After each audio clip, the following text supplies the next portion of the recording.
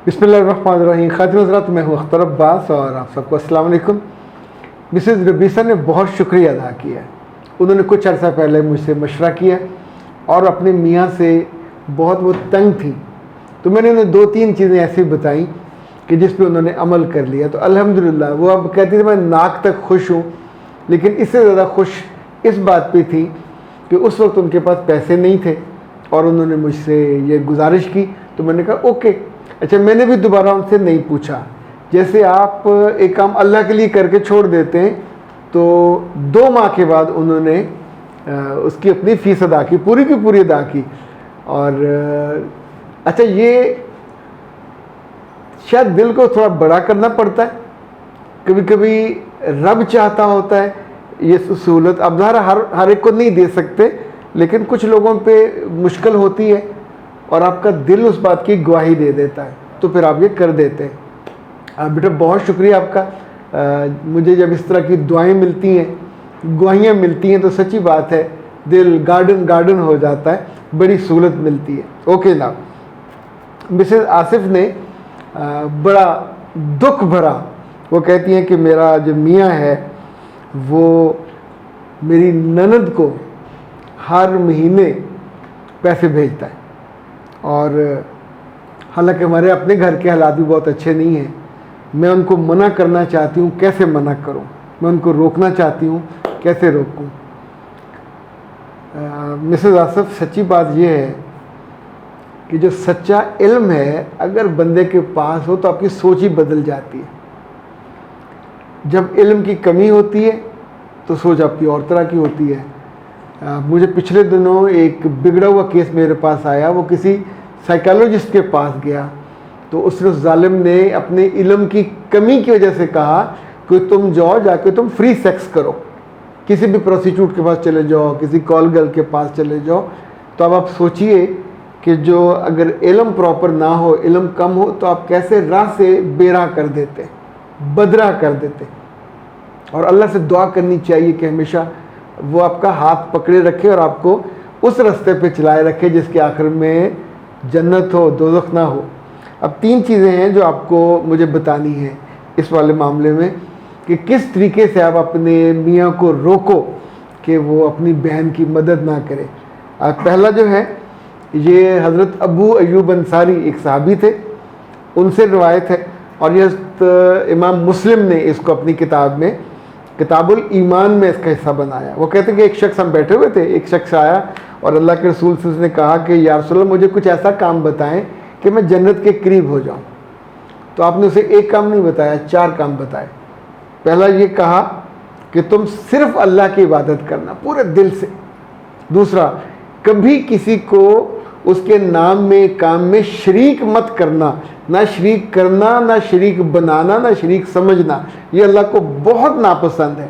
तीसरा, तुम नमाज बाकायदगी से पढ़ना, ज़कात देना, और चौथा, तुम रिश्तेदारों पे खर्च करना, सिला रहमी करना। तो उसने कहा या रसूल अल्लाह, मैं 4 काम करूँगा।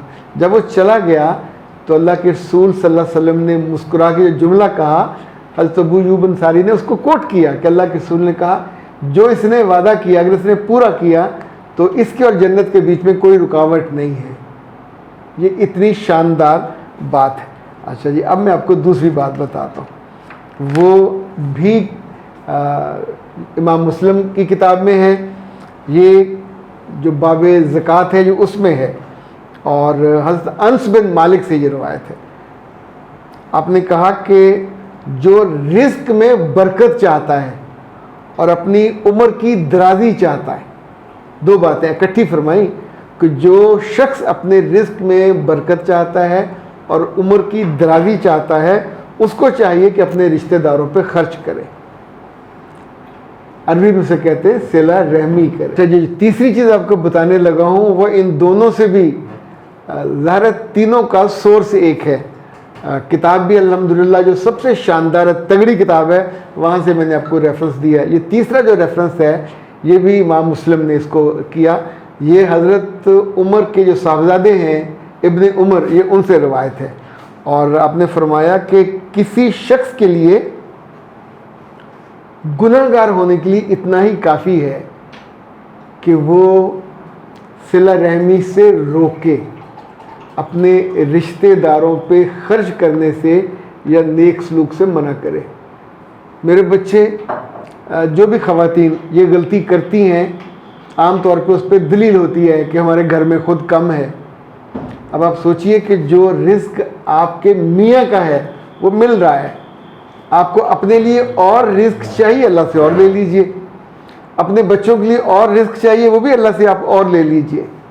लेकिन जो वो सदका कर रहा है, ज़ाहिर बहन भाइयों पे जो खर्च कर रहा है, ये अक्सर हमारे वफ़ादार नहीं होते। ओके, ना हो, बुरा सलूक करें। इसमें भी एक हदीस है, एक शख्स ने अल्लाह के रसूल से कहा कि मैं उन रिश्तेदारों पे खर्च करता हूँ, अच्छा सलूक करता हूँ, वो मुझसे बुरा सलूक करते हैं। मैं उनके लिए नेक चाहता हूँ, वो मेरी बदी चाहते हैं। तो आप सल्लल्लाहु अलैहि वसल्लम ने कहा कि अगर तुम जो कह रहे हो ये ठीक है, तो तुम उनको जो जले हुए अंगारे हैं ये खिलाते रहो, अपना तर्ज़-ए-अमल मत बदलो, इसकी सज़ा उनको मिलेगी। तो ये जो बेटा आप इस्लामी तालीमात भी यही हैं कि जो रिस्क हो, जो कमाता पहले अपने आप पे खर्च करे, फिर अपने बच्चों पे, अहलो याल पे खर्च करे, फिर बच जाए तो अपने रिश्तेदारों पे खर्च करे। हदीस के अल्फाज हैं ये, फिर बच जाए तो अपने दाएं बाएं आस पास अपने सामने के लोगों पे खर्च करे, खर्च करने से ना रुके।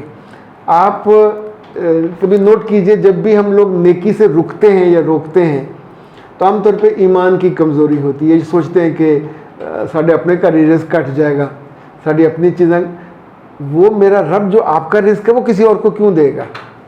जिनको हम दे रहे होते हैं, गरीब रिश्तेदारों को या डिज़र्विंग लोगों को, उनका रिस्क अल्लाह के पास अलग होता है, वो अलग आपको भेजता है। आप उनको देना बंद कर दीजिए, आपके घर में जो फराखी है वो रुक जाएगी, इवन जो दराजी उम्र की। तो आप सोचिए, फराखी उम्र चाहिए, फराखी रिस्क चाहिए, तो दोनों सूरतों में मेरे बच्चे अपने से जो चिड़ी के बच्चे जितना दिल है ना, इसको बड़ा कीजिए।